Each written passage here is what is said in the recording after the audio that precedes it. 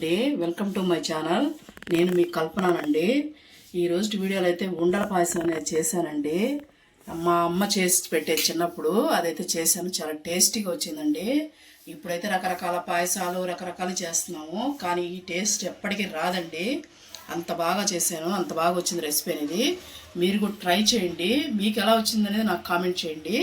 ఈ వీడియోని స్కిప్ చేయకుండా చివరి వరకు చూడండి. నేను ఎలా చేశానని మీకు అర్థమవుతుందండి. తర్వాత మీకు నచ్చితే లైక్ చేయండి, షేర్ చేయండి, కామెంట్ చేయండి. ఎవరైనా మన ఛానల్ కొత్త వాళ్ళు చూస్తున్నట్టయితే సబ్స్క్రైబ్ చేసుకోండి. చూసారు కదండి ఉండల పాయసం అనేది ఎలా ఉందో చూడండి.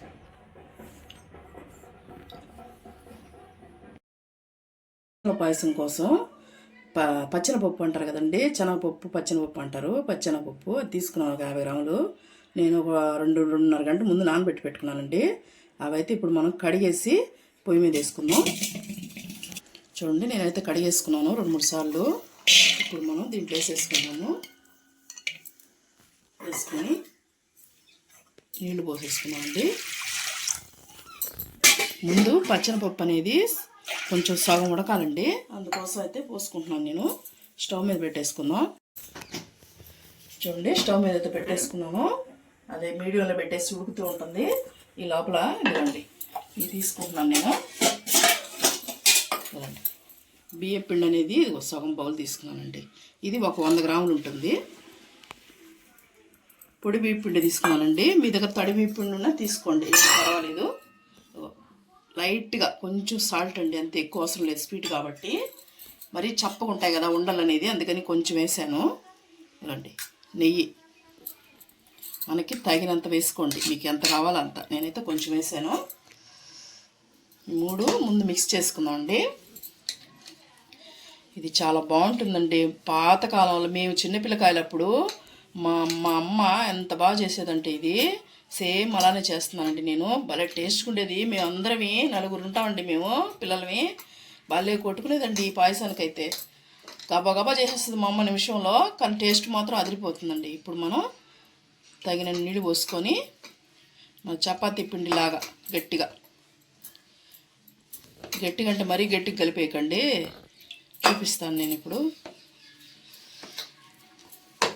ఇప్పుడు ఎన్ని రకాల పాయసాలు వచ్చాయో కానీ దీని టేస్ట్ మాత్రం రాదండి. అందుకే అది మీకు కూడా చేసి చూపిస్తే మీరు కూడా చూస్తారు కదా అని అయితే చేస్తున్నానండి. వీడియోని స్కిప్ చేయొద్దు, ఎందుకంటే మీకు అర్థం కాదు తర్వాత మళ్ళీ నేనేం చేశాననేది.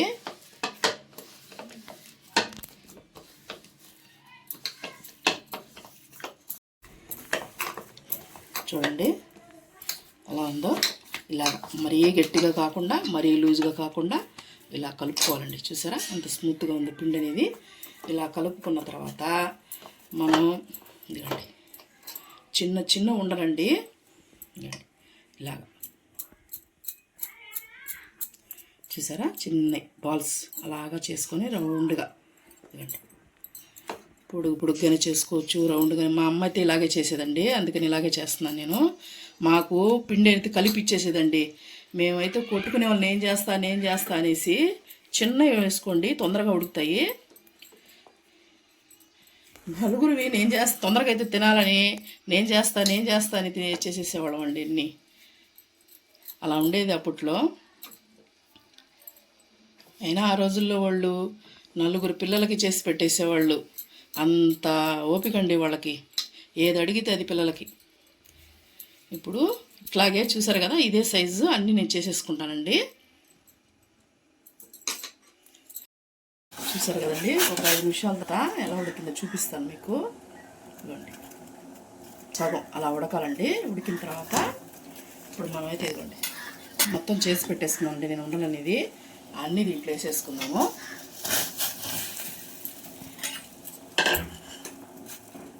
అవి బాగా అతుక్కోకుండా ఊడిపోతాయండి. ఇవి కూడా బాగా మనం ఉడకనియాలి. ఈ ఉండలు ఉడికే లోపల పచ్చెనపప్పు కూడా సమానంగా ఉడికిపోతుందండి. మనకి మీడియంలో పెట్టుకొని మనకి ఉండలు ఉడికేంత వరకు ఉడికించుకుందామండి. చూడండి బౌల్స్ అయితే ఉడికిపోయినాయండి, చూడండి మెత్తగా ఉన్నాయి. ఇప్పుడు మనం రండి 1/2 కిలో బెల్లం తీసుకున్నానండి. దాన్ని అయితే నలగొట్టి పెట్టేసుకున్నాను.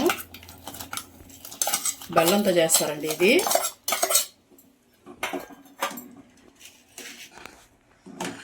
బెల్లంతో దీని టేస్ట్ సూపర్గా ఉంటుందండి.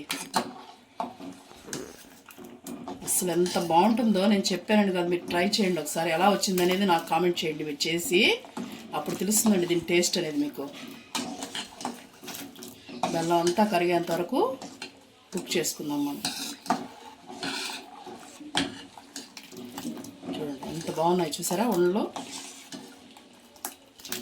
ఇప్పుడు పప్పు కూడా ఉడికిపోయింది చూడండి, పప్పు కూడా మొత్తం ఉడికిపోతుంది చూసారా. అప్పుడు అందుకనే ముందు పప్పు వేసుకోవాలండి ఒక 5 నిమిషాల తర్వాత మనం ఉండలో వేసుకున్నామంటే మొత్తం 15 నిమిషాలకు మొత్తం ఉడికిపోతుందండి. ఇవి బెల్లం బాగా కరిగిన తర్వాత పాలు పోసుకున్నామండి, చూపిస్తాను మీకు. కరిగేంత వరకు కుక్ చేసుకుంటాను నేను. చూడండి బాగా పైకి వెళ్తున్నాయి చూడండి ఉండలు అనేది. ఇప్పుడు మనకి బాగా బెల్లం కూడా కరిగిపోయి ఉడికిపోయినట్టేనండి.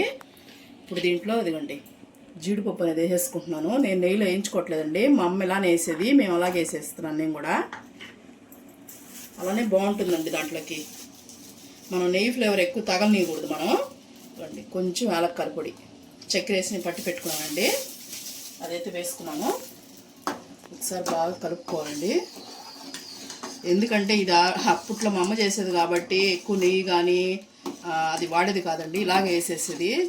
చూడటానికి బాగుంటుంది, తినటానికి బాగుంటుంది. ఇంకా ద్రాక్ష గీక్ష ఏం అవసరం లేదండి దీంట్లో. ఇప్పుడు మనం దీన్ని స్టవ్ ఆఫ్ చేసుకుందామండి. అదేంటంటారు ఒక సెకండ్, జీడిపప్పు ఇప్పుడే వేసాం కాబట్టి ఒక సెకండ్ అనేది అలా పెట్టేసుకొని స్టవ్ అయితే ఆఫ్ వేసుకుందాము.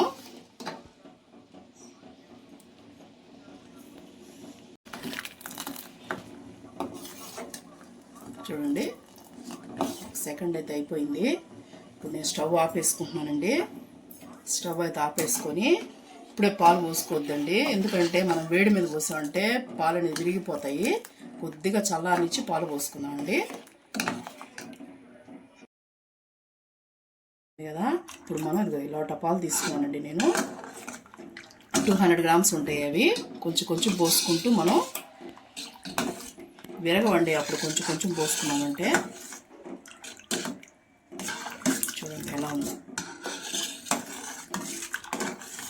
మొత్తం పోసేసానండి నేను.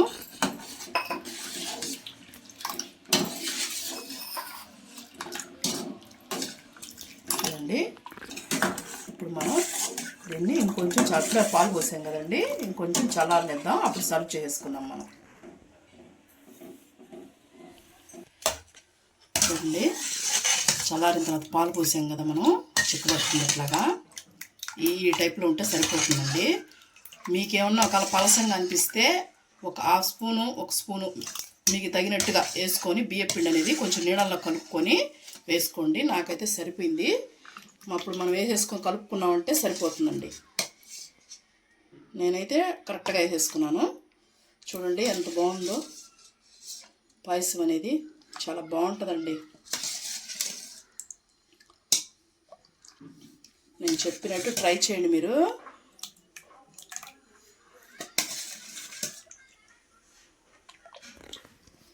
చూసారు కదా ఎలా ఉందో. కొంచెం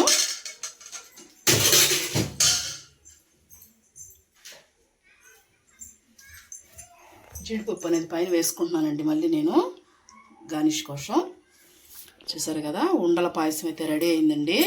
మా చిన్ననాటి ఉండల పాయసం అయితే రెడీ చేశాను. ఇవాళ వీడియో అయితే ఇదేనండి. మీకు కానీ నచ్చితే లైక్ చేయండి.